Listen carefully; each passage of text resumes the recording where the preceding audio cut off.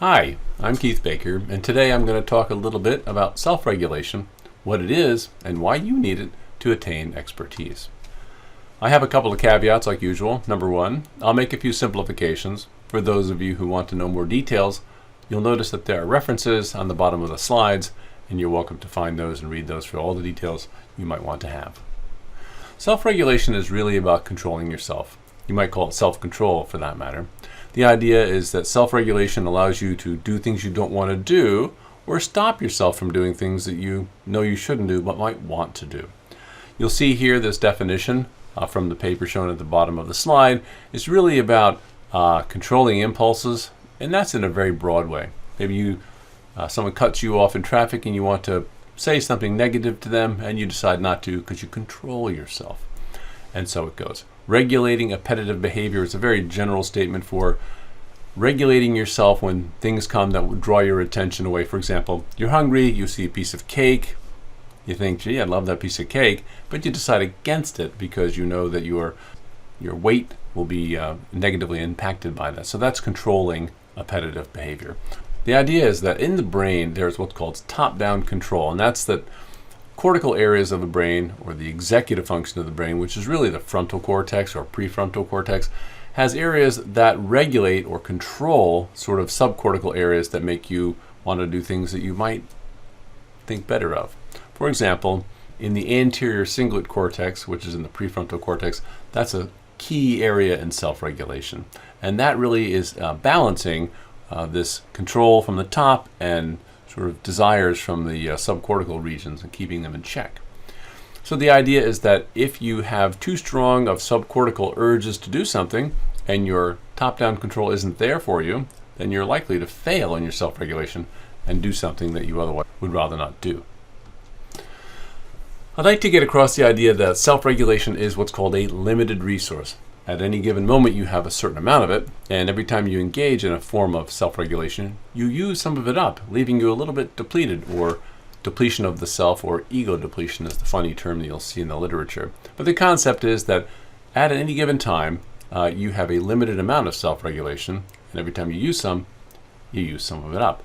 After a night of sleep or so, you might increase your degree of self-regulation, and you may be back to your baseline.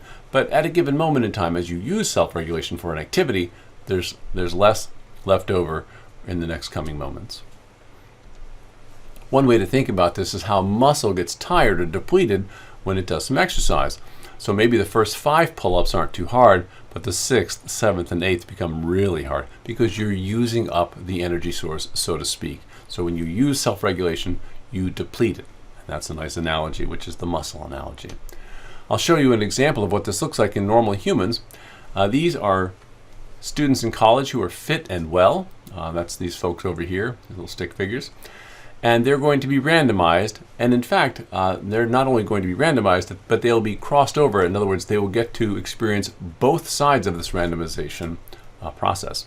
So in the first case, they will be potentially randomized to what's called mental fatigue. So this is 90 minutes of doing very difficult tasks where they have to pay a lot of attention.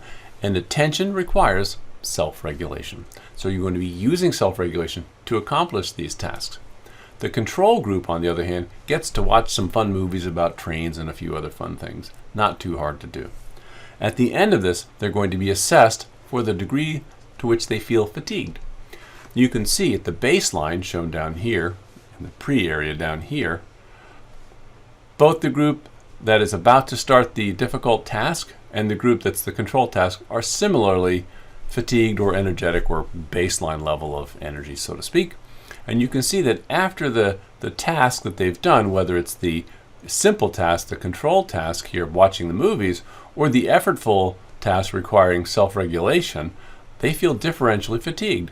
Though those who have engaged in a great deal of self-regulation to do 90 minutes of difficult problems, cognitive problems, they are distinctly increased in the amount of fatigue they feel compared to the control.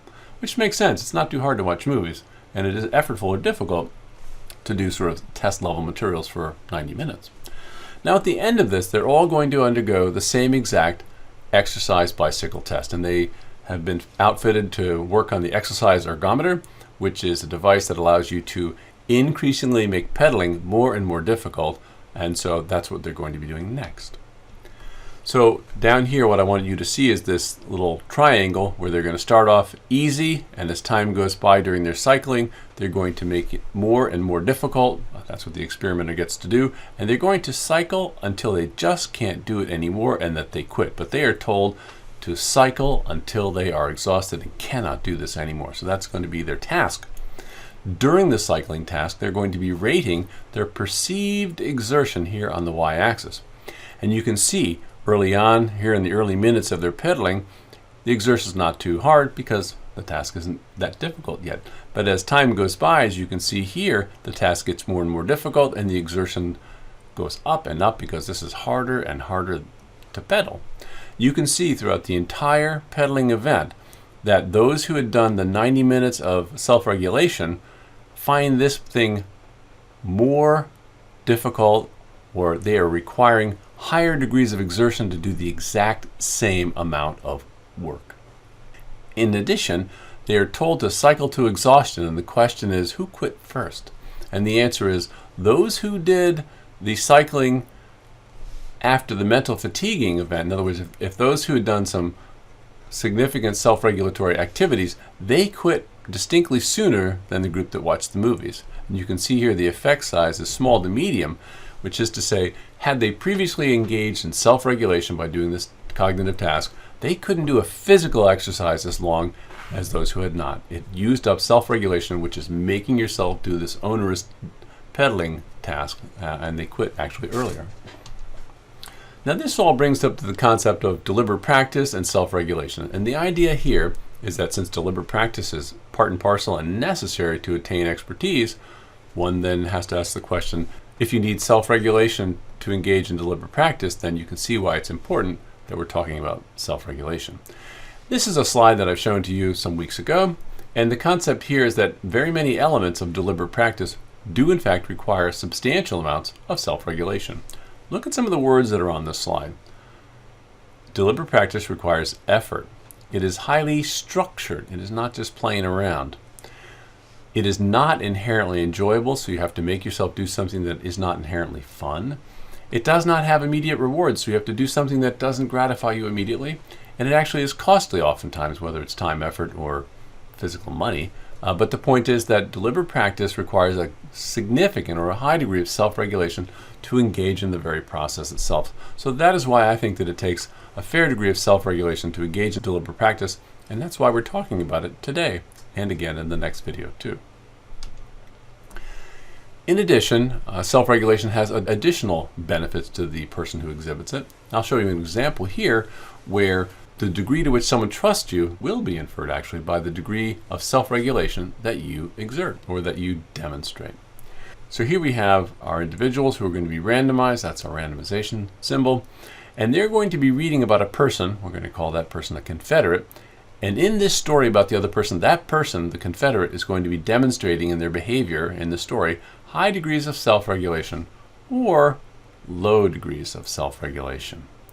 Then the person who read the story is going to give an estimate as to how much they trust this person versus this person. You can see here that trust is on the y-axis here, and that when an individual is displaying a high degree of self-regulation, people have more trust in those people compared to those demonstrating low degrees of self-regulation. This probably has a significant amount of benefit for those in leadership roles where trust is an essential feature of a leadership position. So I'd like to thank you for your presence on this short trip on the Expert Pathway.